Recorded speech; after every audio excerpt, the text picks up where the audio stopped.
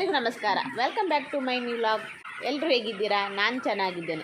ನನ್ನ ಚಾನಲ್ಗೆ ಯಾರಾದರೂ ಹೊಸಬರಾಗಿದ್ದರೆ ಹಾಗೆ ನನ್ನ ವೀಡಿಯೋಸ್ಗಳು ನಿಮಗೆ ಇಷ್ಟ ಆಗ್ತಾ ಇದ್ದರೆ ದಯವಿಟ್ಟು ಸಬ್ಸ್ಕ್ರೈಬ್ ಮಾಡಿ ನನಗೆ ಸಪೋರ್ಟ್ ಮಾಡಿ ಅಂತ ಹೇಳ್ತಾ ಇವತ್ತಿನ ವ್ಲಾಗ್ ಸ್ಟಾರ್ಟ್ ಮಾಡುವ. ಇವತ್ತು ಮಳೆ ಇರುವ ಕಾರಣ ಸ್ಕೂಲಿಗೆ ರಜೆ, ಆದರೆ ಇವತ್ತು ಮಳೆ ಬರಲೇ ಇಲ್ಲ. ನಿನ್ನೆ ಮಾತ್ರ ಜೋರು ಮಳೆ ಇತ್ತು. ಹಾಗಾಗಿ ನಾನು ಇವತ್ತು ಫಾರ್ಮ್ ಕಡೆ ಬಂದಿದ್ದೇನೆ, ಕೋಳಿ ಹೇಗುಂಟು ಅಂತ ನೋಡಲಿಕ್ಕೆ. ಇವತ್ತಿಗೆ ಕೋಳಿಗೆ 19 ದಿನ ಆಗಿದೆ.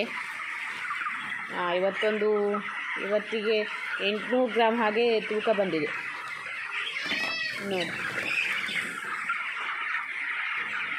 ಇನ್ನು ದಿನದಿಂದ ದಿನಕ್ಕೆ ತೂಕ ಜಾಸ್ತಿ ಆಗ್ತಾ ಹೋಗ್ತದೆ. ಇನ್ನು ನೋಡಿ, ಈ ಫೀಡರಿಗೆಲ್ಲ ಕ್ಯಾಪ್ ಹಾಕಬೇಕು. ಮೇಲೆ ಕ್ಯಾಪ್ ಹಾಕಿ ಅದನ್ನು ಇಲ್ಲಿ ಹ್ಯಾಂಗ್ ಮಾಡಬೇಕು. ದಾರ ಉಂಟಲ್ಲ, ಅಲ್ಲಿ ಹ್ಯಾಂಗ್ ಮಾಡಬೇಕು ನೋಡಿ. ಈ ರೀತಿ ಕ್ಯಾಪ್ ಹಾಕಬೇಕು. ಕ್ಯಾಪ್ ಹಾಕಿ ಇದ ನಂತರ ಹ್ಯಾಂಗ್ ಮಾಡಬೇಕು. ಕ್ಯಾಪ್ ಹಾಕೋದ್ರಿಂದ ಮತ್ತು ಫೀಡ್ ಹಾಕಲಿಕ್ಕೂ ಸ್ವಲ್ಪ ಈಸಿ ಆಗ್ತದೆ, ಹೊರಗಡೆ ಎಲ್ಲ ಚೆಲ್ಲುವುದಿಲ್ಲ. ಇಲ್ಲಾಂದರೆ ಫೀಡ್ ಹಾಕುವಾಗ ಹೊರಗಡೆ ಎಲ್ಲ ಸ್ವಲ್ಪ ಚೆಲ್ತದೆ. ಕ್ಯಾಪ್ ಹಾಕಿದರೆ ಜಾಸ್ತಿ ಫೀಡ್ ಹಿಡಿತದೆ. ಮತ್ತು ಇದಕ್ಕೆ ಫೀಡರ್ ಎಕ್ಸ್ಟೆನ್ಷನ್ ಅಂತ ಹೇಳ್ತಾರೆ. ಇದು ಹಾಕಿದ ನಂತರ ಹ್ಯಾಂಗ್ ಮಾಡ್ಬೋದು. ಹ್ಯಾಂಗ್ ಮಾಡಿ ನಂತರ ನೋಡಿ ಈ ರೀತಿ ಹ್ಯಾಂಗ್ ಮಾಡೋದು.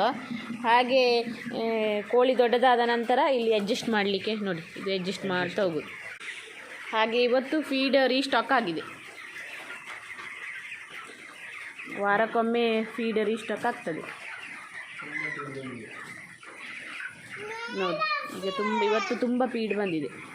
ಯಾಕೆಂದರೆ ಕೋಳಿ ದೊಡ್ಡದಾಗ್ತಾ ಹೋದ ಹಾಗೆ ಫೀಡ್ ಕೂಡ ಜಾಸ್ತಿ ತಿಂತವೆ. ಹಾಗಾಗಿ ಫೀಡು ಜಾಸ್ತಿ ಬರ್ತದೆ ನೋಡಿ. ಈಗ ಇಷ್ಟು ಚಂದ ಮಾಡಿ ತಿಂತಾ ಇದ್ದೇವೆ ಫೀಡಲ್ಲಿ ನೋಡಿ. ಫೀಡ್ ನೆಲಕ್ಕೆ ಇಟ್ಟರೆ ಕೆಲವು ಕೋಳಿಗಳು ಅಲ್ಲೇ ಕೂತ್ಕೊಂಡು ತಿಂತೇವೆ. ಹಾಗೆ ಕೂತ್ಕೊಂಡು ತಿನ್ನಬಾರ್ದು. ಹಾಗಾಗಿ ಅದನ್ನು ಹ್ಯಾಂಗ್ ಮಾಡ್ತಾ ಹೋಗೋದು. ಆ್ಯಕ್ಚುಲಿ 15-16 ದಿನಕ್ಕೆ ಹ್ಯಾಂಗ್ ಮಾಡಬೇಕು. ಆದರೆ ನಮಗೆ ಸ್ವಲ್ಪ ಕೆಲಸ ಇತ್ತು, ಹಾಗಾಗಿ ಮಾಡಲಿಕ್ಕಾಗಲಿಲ್ಲ. ನಾವು ಇವತ್ತು ಇದನ್ನೆಲ್ಲ ಹ್ಯಾಂಗ್ ಮಾಡ್ತಾ ಇದ್ದೇವೆ ನೋಡಿ.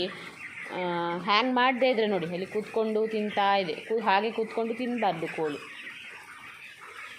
ನೋಡಿ. ಅಲ್ಲೆಲ್ಲ ಕೂತ್ಕೊಂಡು ಚೆಂದ ಮಾಡಿ ತಿಂತದೆ. ಕೂತ್ಕೊಂಡು ತಿನ್ನಬಾರ್ದು.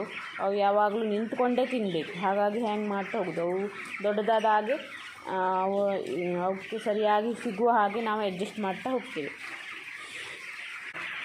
ಅದೇ ರೀತಿ ಡ್ರಿಂಕರ್ ಕೂಡ ಹಾಗೆ ಅಡ್ಜಸ್ಟ್ ಮಾಡ್ತಾ ಹೋಗಬೇಕು ನೋಡಿ. ಇನ್ನು 2 ಪಿಲ್ಲರ್ ಇದರಲ್ಲಿ ಖಾಲಿ ಉಂಟು. ಈ ಮರಿಗಳನ್ನೆಲ್ಲ ನಾವೀಗ ಫುಲ್ ಶೆಡ್ಡಿಗೆ ಬಿಡ್ತಾ ಇದ್ದೇವೆ. ಈ ಶೆಡ್ಡಿನ ಮರಿಯನ್ನು ಇನ್ನು ಆಚೆ ಶೆಡ್ಡಿದು ನಾಳೆ ಬಿಡೋದು.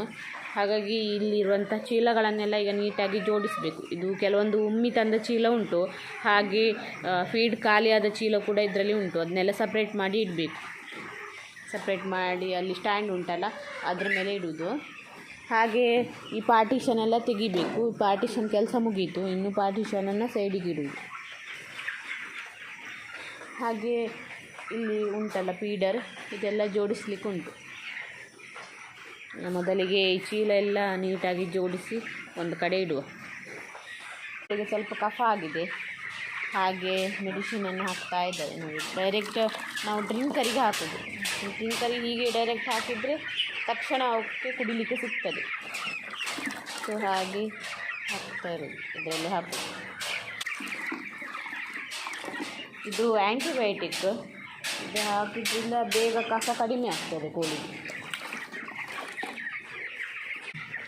ನೋಡಿ. ಇದೀಗ 1/2 ಲೀಟ್ರ್ ಮಗ್ಗು, 1/2 ಲೀಟ್ರ್ ಒಂದೊಂದು ಡ್ರಿಂಕರಿಗೆ ಹಾಕೋದು.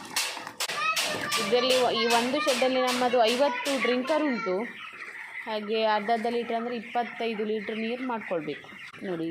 ನಾವು 25 ಲೀಟ್ರ್ ನೀರನ್ನು ಇಲ್ಲಿ ರೆಡಿ ಮಾಡ್ಕೊಂಡಿದ್ದೇವೆ. ಮೆಡಿಸಿನ್ ಹಾಕಿ ನೀರನ್ನು ರೆಡಿ ಮಾಡ್ಕೊಂಡಿದ್ದೇವೆ. ಅದನ್ನು 1/2 ಲೀಟ್ರ್ ಒಂದೊಂದು ಡ್ರಿಂಕರಿಗೆ ಹಾಕೋದು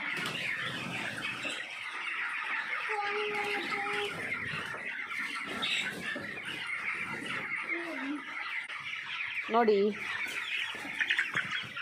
ಇದು ಯಾವ ಮೆಡಿಸಿನ್ ಅಂತ ಇದ್ರ ಬಗ್ಗೆ ನನಗೆ ಸರಿಯಾದ ಮಾಹಿತಿ ಗೊತ್ತಿಲ್ಲ.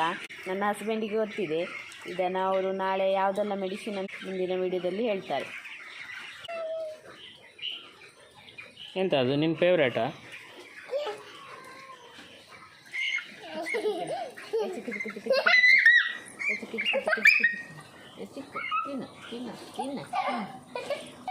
ಈಗ ಹಿಡ್ಕೊ, 2 ಕೈ ಹಿಡ್ಕೊ. ಇದರಲ್ಲಿ ಒಂದೆರಡು ಬ್ಲ್ಯಾಕ್ ಎಲ್ಲ ಬರ್ತದೆ. ಇದು ಊರು ಕೋಳಿ ಹಾಗೆ ಕಾಣ್ತದೆ ನೋಡಿ, ಬ್ಲ್ಯಾಕ್ ಕಲರ್ ಇದೆ, ಮತ್ತೆಲ್ಲ ವೈಟ್ ಇದೆ. ಇದು ನನ್ನ ಇವತ್ತಿನ ಲಾಗ್. ಈ ವಿಡಿಯೋ ನಿಮಗೆ ಇಷ್ಟ ಆದರೆ ದಯವಿಟ್ಟು ಲೈಕ್ ಮಾಡಿ, ಶೇರ್ ಮಾಡಿ, ಹಾಗೆ ನಿಮ್ಮ ಅನಿಸಿಕೆಗಳನ್ನು ಕಮೆಂಟ್ ಮಾಡಿ. ಇನ್ನೊಂದು ಹೊಸ ಲಾಗ್ನೊಂದಿಗೆ ನಾಳೆ ಸಿಗುತ್ತೇನೆ. ಎಲ್ಲರಿಗೂ ಧನ್ಯವಾದಗಳು.